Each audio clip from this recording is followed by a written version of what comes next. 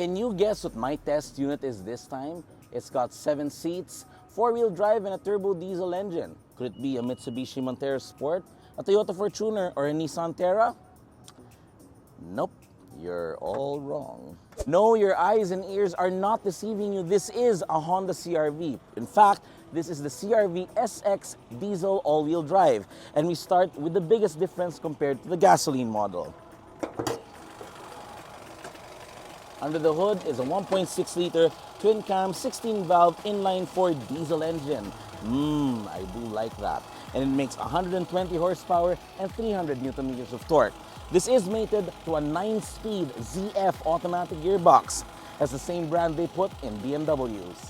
In terms of styling, this looks exactly like the white gasoline CR-V that I tested, except it's not white.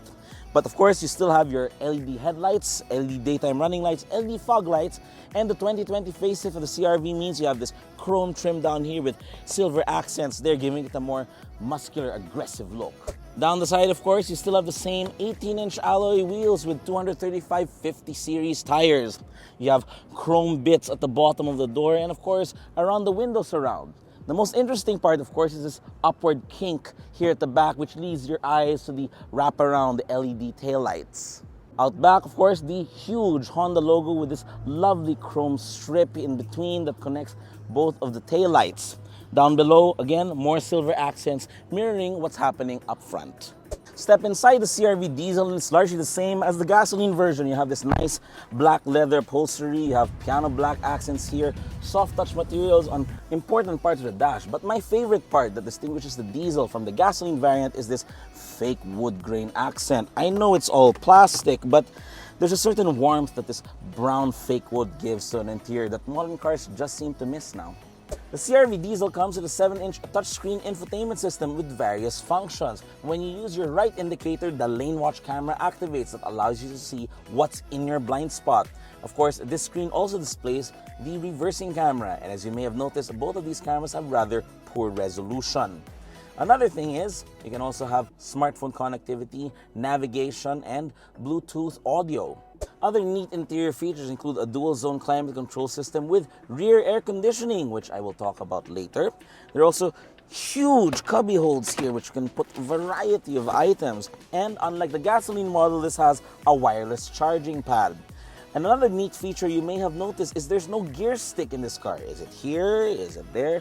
Nope, it's a bunch of buttons. You have park, reverse, neutral, and drive. Step into the back and passengers are greeted by expansive amounts of legroom and fairly good headroom. Although the thing is, this panoramic sunroof, which only comes standard with the diesel models, does eat into the headspace. Other nice items include rear air conditioning vents and your own charging ports. And now on to the topic that everyone's been waiting for. What about the third row seats? Well, to be honest, if you slide the seats forward, there is room here in the back. However, you will notice I am 5'4" and my head is touching the roof. So this really is more suited for small kids. If you really must have a 7-seater that is a Honda, you're better off with a smaller Honda BR-V. Nonetheless, there are nice features back here, including these nifty little cup holders, and of course, my favorite, the rear air conditioning system. And because this is a 7-seater, the cargo capacity is a bit measly with the third row up. Although you have this nice heavy shelf with a little more space down here. If you fold the third row down, it does fold flat, you get plenty more room, and more still when you fold the second row down. Now that we've fully explored the CR-V diesel, let's take it for a drive. Alright, we're behind the wheel of the Honda CR-V diesel, and to be honest, it feels like a diesel. There's good torque at 2,000 RPM, it really pulls. However, if you floor the throttle, even with the responsive transmission, it does take a while to get where you need to go. So don't expect any rushes of adrenaline out of this particular Honda. The brakes are quite strong, but a bit spongy for my taste. The CX-5 diesel has a much better braking feel, and the steering actually is a fairly quick rack. It almost feels like I have quick steer. However, it lacks a bit of feel. So, you do not really sure where the front end is some of the time. You will notice a big difference between this and the gasoline model that I also drove earlier is that the springs are much harder because this is a heavier car. However, the dampers don't quite match the springs, so there is a bit of jiggling as you go along. Nonetheless, this 1600 turbo diesel is refined and very economical actually. It gets 10 to 13 in the city and a superb 20 to 23 on the expressway. So honestly, it's quite a nice car to be in. In effect, it's a very comfortable car to drive. It's an easy cruiser as long as you're not in any hurry. The seats are comfortable, visibility is excellent. However, it will be easily outrun by its compact crossover diesel rivals like the Hyundai Tucson.